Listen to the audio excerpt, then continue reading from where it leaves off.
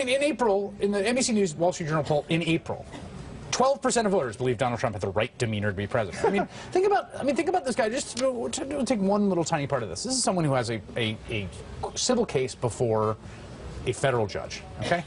Now he doesn't like this case, and I understand people don't like judges they get, and he's complaining. He is going after the judge day after day after day. Said the guy's Mexican, was born in Indiana. Now, and just think for a second about, think about that's one thing when you're a private citizen. It's another when you're the nominee for president. Right. It's another thing when you think about the president of the United States.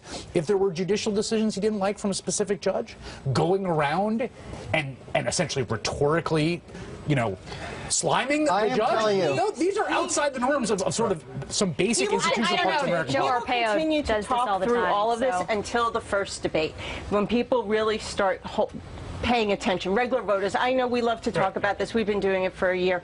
But the fact is that people will focus on those details. The debates will happen. Those fact checks will matter much more then. But he is going to continue to have his way and barrel through because everyone else is buying it. The other thing is, just to be clear, in terms of the data, like, you know, Vox wrote this up today, but he is not Teflon in the sense that he is the least liked general election nominee in modern history. He's 10 points, 8 to 10 points more disliked than Hillary Clinton, who is coming in right now at number 2, who has had 30 years of, you know, coverage of her.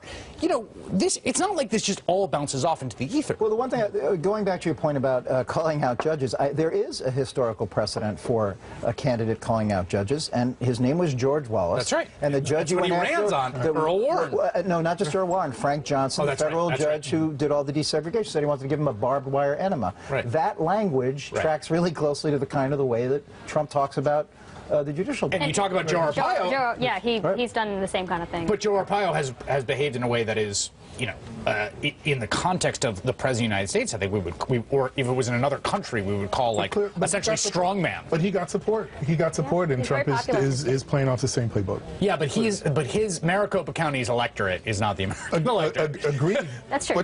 But the man is about to be the nominee of the Republican Party. He does very similar language, very similar style, very similar bullying techniques. So I mean, I think there is a part of the electorate that likes that. Absolutely. But I think, you know, going back to Susan's point, you know, once you get to the debates, I think, you know, we reset a little bit, and I think the American voters will take I just think as a sort of broad abstract point, not particular to this candidate, the combination of someone who is really has a lot of petty grievances all the time and is inclined to pursue grudges with the most powerful office in the entire world. That's, you know, that's an intense combination. I think in his case, a lot of voters see that as a selling point. You know, it's a feature, not a bug. Yeah, sure. He is the grievance candidate. He has a grievance, grievance-oriented that goes back to populist. the Wallace line. But I'm speaking for myself and not the voters. Like, I find that something to give me pause. Hillary Clinton also had a list of people who were helpful and a list of people that she wanted to really hurt after the 08 campaign, and that resurfaced. By the way, that story is not really true. Thank you.